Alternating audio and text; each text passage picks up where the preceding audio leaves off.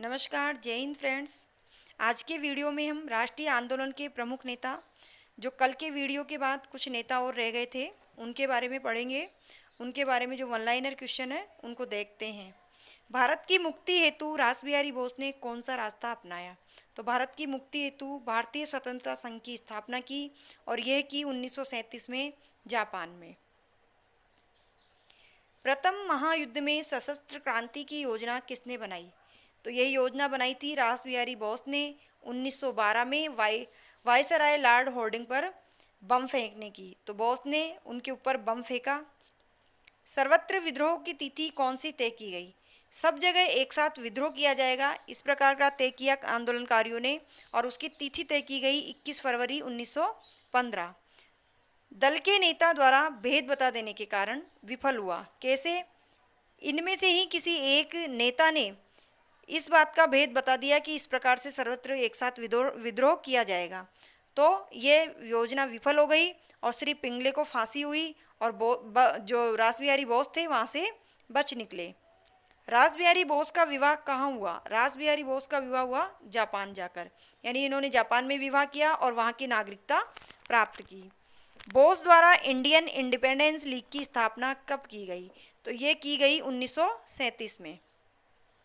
रासबिहारी बोस ने कौन सी पुस्तक का जापानी भाषा में अनुवाद किया? तो उन्होंने श्री संडरलैंड की पराधीन भारत नामक पुस्तक का अनुवाद किया। इसके अतिरिक्त अन्य और भी पुस्तकें हैं, रामायण आदि, जो उनका भी उन्होंने अनुवाद किया था। आज़ाद हिंद फौज का गठन किसके द्वारा किया गया? आज़ाद हिंद फौज का गठन सबसे पहले रासबिहारी बोस द्वारा किया गया, और उसके प्रधान श्री मोहन सिंह जी थे। रासबिहारी बोस के इस संगठन के आधार पर ही नेताजी श्री सुभाष चंद्र बोस ने द्वितीय आज़ाद हिंद फौज का गठन किया। रासबिहारी बोस ने क्या नारा दिया? रासबिहारी बोस ने नारा दिया, एशिया एशिया वासियों का है। रासबिहारी बोस ने जापान में कौन सा सम्मान प्राप्त किया? तो जापान में उन्होंने जो सम्मान प्राप्त किया वो मृत्यु से पहले ही किया था, और उसका नाम था order of rising sun. Subhash Chandra Bose के राजनीतिक गुरु कौन थे? सुभाष चंद्र बोस के राजनीतिक गुरु थे चित्तरंजन दास देशबंधु।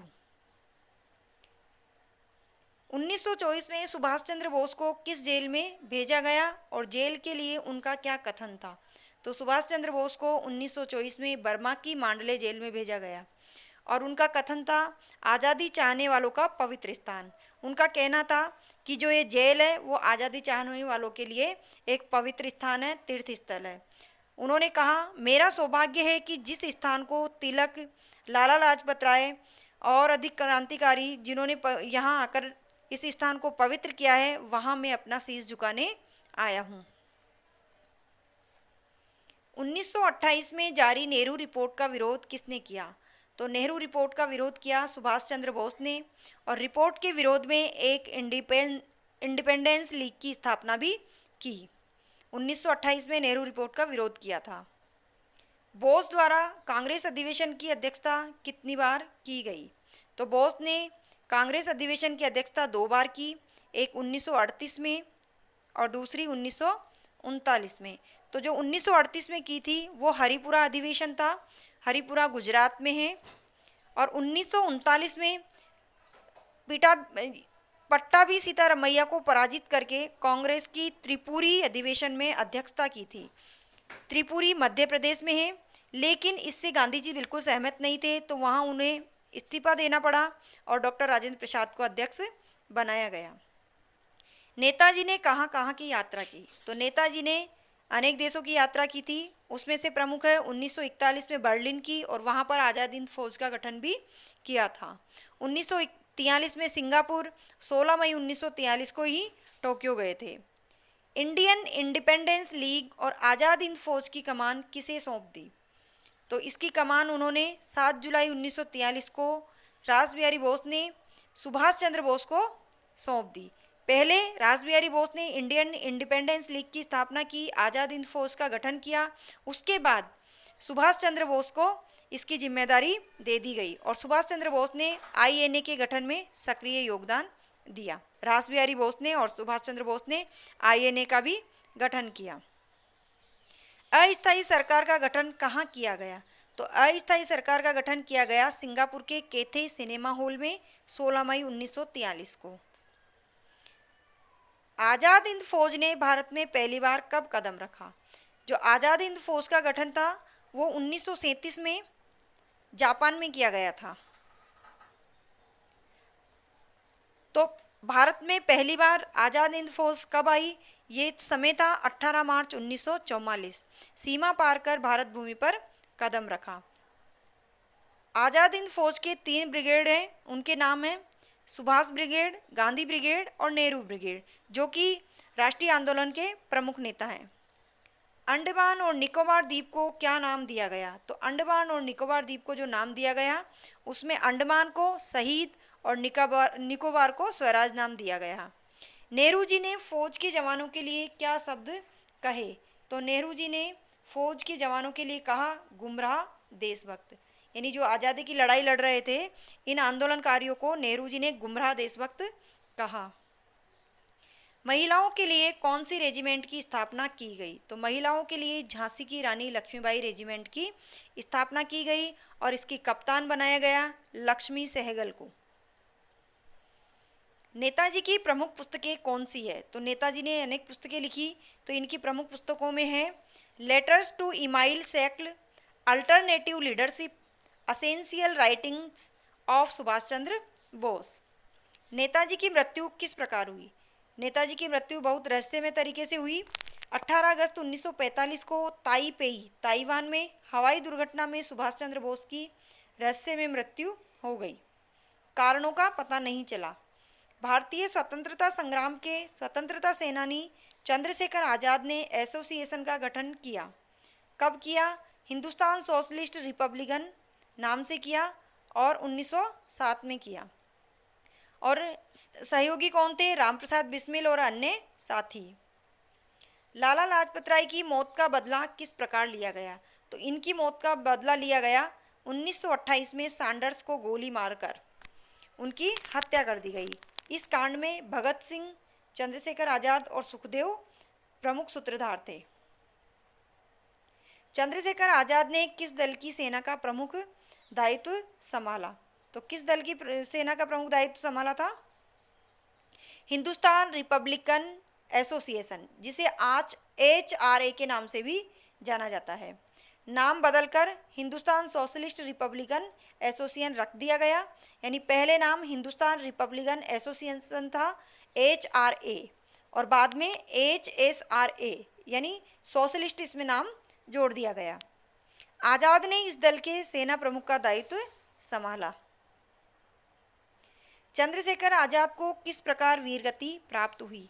तो 27 फरवरी 1931 को इलाहाबाद के अल्फ्रेड पार्क का नाम क्या है? Alfred park. और कहाँ है ये? इलाहाबाद में। मृत्यु का समय 27 फरवरी 1931। आज़ादी जो चंद्रशेखर आज़ाद है वो अपने मित्र सुखदेव के साथ मंत्रणा कर रहे थे। उसी समय CID और SP नॉट बाबर इन्होंने अपने पुलिस दल के साथ आज़ाद पर आक्रमण कर दिया और चंद्रशेखर आज़ाद वहीं वीरगति को प्राप्त हो गए। नवजीवन भारत सभा की स्थापना किसके द्वारा की गई? तो इसकी स्थापना की गई 1925 में लाहौर में भगत सिंह द्वारा, नवजीवन भारत सभा की। हिंदुस्तान सोशलिस्ट रिपब्लिकन एसोसिएशन के सिख सदस्य कौन थे? तो इसके सिख सदस्य थे सरदार भगत सिंह। और कब सम्मिलित हुए? 1923 में। केंद्रीय विधानसभा में बम किसने फेंका? तो केंद्रीय विधानसभा में बम फेंका 18 अप्रैल 1929 को भगत सिंह के द्वारा बटुकेश्वर दत्त के साथ मिलकर। तो प्रश्न पूछ लिया जाए भगत सिंह के साथ केंद्रीय विधानसभा में बम फेंकने में कौन थे, यानी किसने साथ दिया था? तो बटुकेश्वर दत्त इनका नाम है। सरदार भगत सिंह ने कौन सा निबंध लिखा? तो सरदार भगत सिंह ने निबंध लिखा, उसका नाम है नास्तिक क्यों। इसके अतिरिक्त जेल में रहकर उन्होंने अन्य और 4 पुस्तकें भी लिखी। वह है आत्मकथा, समाजवाद का आदर्श, भारत में क्रांतिकारी आंदोलन और मृत्यु के द्वार पर। ये 4 पुस्तकें और जेल में रहकर लिखी। भगत सिंह का कथन क्या है? यानी क्या विचार थे, क्या कथन बोला था उन्होंने। मैं तूफानों से खेलूंगा, मैं गर्दाबों को झेलूंगा, लंबे दरिया मुझे डर डर के मर जाना नहीं आता। भगत सिंह कौन सा शेर गुनगुनाते रहते थे। जब उसे सुना है मरने का नाम जिंदगी, जब उसे सुना है मरने का नाम जिंदगी है, सर से कफन लपेटे कातिल को ढूंढते हैं। देखो अपनी बहादुरी देखो इनकी। भगत सिंह कैसा शेर गुनगुनाते थे कि जब से उन्हें पता चला है कि हम क्रांति करेंगे, आंदोलनकारी है, तो हम कभी भी मारे जा सकते हैं, तो उनका मानना था कि मरने का नाम ही जिंदगी है और सर से कफन लपेटे कातिल को हम ढूंढते हैं, यानी कौन हमें मारेगा देखें। विलेजर के नाम से किन्हें जाना जाता है, तो विलेजर के नाम से सुखदेव थापर को जाना जाता है। नौजवान भारत सभा का गठन कब हुआ। नौजवान भारत सभा का गठन 1926 में लाहौर में हुआ। इसके मुख्य योजक यानी साथ देने वाले कौन कौन थे। सुखदेव, भगत सिंह, यशपाल, भगवती चरण और जयचंद्र विद्यालंकार। क्या देश में कोई युवक नहीं रहा, ये कथन किसका है और इसका जवाब क्रांतिकारियों ने कैसे दिया। ये कथन है विधवा बसंती देवी का। देखो कब कहा था,